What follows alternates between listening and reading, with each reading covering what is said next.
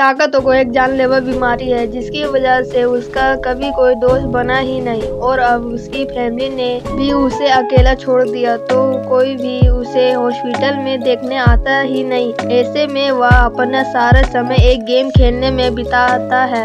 ऐसे ही एक दिन अपनी बीमारी की वजह से उसकी मौत हो जाती है और जब उसे होश आता है वह जंगल में एक पत्थर के बने सिंहासन पर बैठा था। वह सोच ही रहा था कि यहाँ पर चल क्या रहा है, तभी जंगल से एक लड़की आती है और वह उसे अपना किंग बुला रही थी।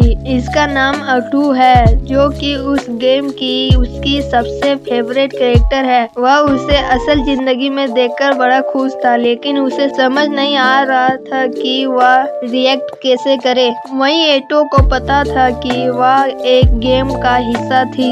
उसे यह भी पता है कि तागोतो है कौन, एक लेजेंडरी प्लेयर जिसने कई साल नंबर 1 पोजीशन हासिल की थी और जितने भी एडवेंचर्स पर वो साथ में गए हैं एटो को भी याद है और वो दोनों ही खुश है कि वह फाइनली एक दूसरे से मिल पा रहे हैं। क्या तुमने मुझे यहाँ पर समन किया है? नहीं, मुझे भी नहीं पता यहाँ क्या हो रहा है। मैं भी अचानक से इस जंगल में पहुँच गई। मुझे लगता है कि ये दुनिया इंटरनल नेशन की गेम जैसी है पर हम इस बात के लिए श्योर नहीं हो सकते, पर पता करने का एक ही तरीका है। क्या तुम मेरे साथ बिल्कुल पहले जैसा एक नेशन बनाना चाहोगे? ताकुतो को आइडिया बहुत पसंद आता है और वो उसके साथ काम करने के लिए तैयार हो जाता है और वह दोनों गेम के सीक्वेंस को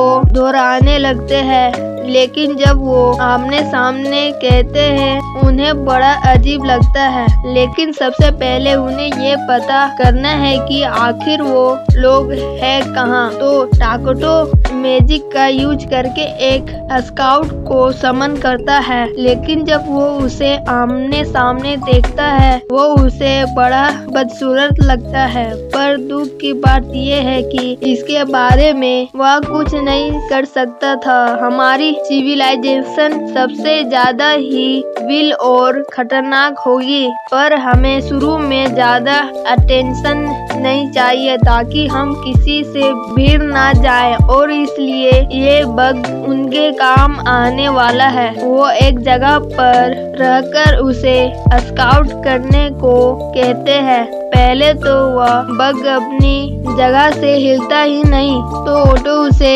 याद दिलाती है कि वह उसका कमांडर है और वह धनाधर वहां से निकल जाता है। ताकुतो देखता है कि बिल्कुल गेम की तरह वो उस बग के साथ अपने विजन को शेयर कर सकता है लेकिन ऐसा करने में उसका आधा माना खत्म हो गया। अब उसके पास सिर्फ 100 MP बची है और अगर वह अपने बेस बनाना चाहता है तो उसमें उसे 20 MP लगेगी। लेकिन ताकुतो बेस बनाने से पहले वॉरियर बनाना चाहता था जो कि उनके लिए लड़ेगा। फिक्र मत कीजिए, अगर आप किसी मुसीबत में पड़ेंगे तो मैं आपको बचा लूंगी। काश मैं ऐसा कह पाती। हाँ, तुम सही कह रही हो। तुम हीरो यूनिट का हिस्सा हो तो तुम समय के साथ ही ताकतवर बनोगी पर अभी तुम्हारा लेवल सिर्फ 3 है। वहीं पर बग अभी भी अपने स्काउटिंग के काम पर लगा हुआ है लेकिन अभी तक उसे एक भी मॉन्स्टर नहीं दिखा है। इसका मतलब ये था कि ये जगह छुपने के लिए बहुत अच्छी है लेकिन उन्हें ये अजीब भी लगता है क्योंकि अब तक कोई जानवर या मॉन्स्टर तो दिख जाना चाहिए था और प्रॉब्लम यह है कि अगर उन्हें कोई एनिमल नहीं दिखता है तो उन्हें खाने के लिए अपना माना स्पेंड करना पड़ेगा। ओटो उसे अब माफी मांगती है क्योंकि वह उसके ज्यादा काम नहीं आ पा रही है।